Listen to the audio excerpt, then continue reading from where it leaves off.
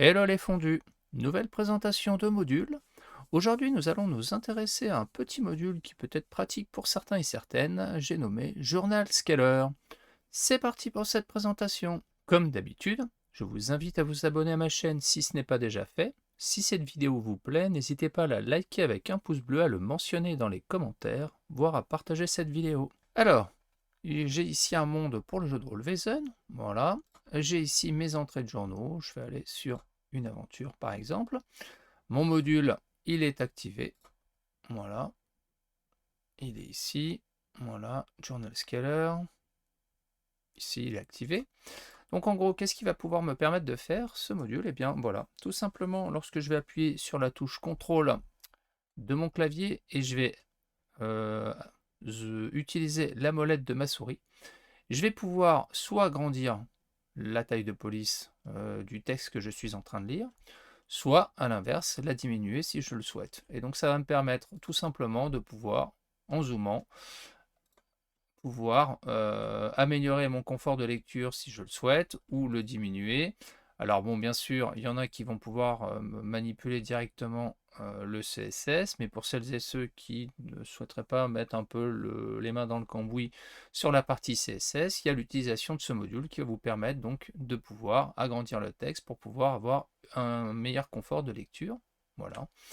À noter que parmi les options, nous avons donc la possibilité pour ce module de pouvoir, alors où est-ce qu'il est? Journal Scaler ici, de pouvoir agrandir également les images aussi, l'échelle des images. Donc voilà, si je fais un scroll, si j'active l'option et que j'effectue un scroll, donc si je retourne par exemple ici, vous voyez, donc là en faisant un scroll, voilà, il y a non seulement le titre, enfin le texte et également l'image qui va grandir.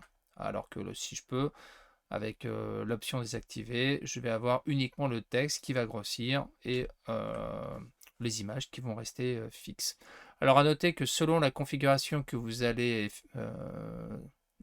configurer au niveau du module, si vous sortez et que vous allez ouvrir un autre monde, donc je sais pas, moi, allez hop, allons là-dessus, et bien en fait, la fonctionnalité que vous avez enregistrée pour le module, donc là, de même, je dois avoir mon module qui est activé ici, Journal Scaler, module actif, voilà, il est activé.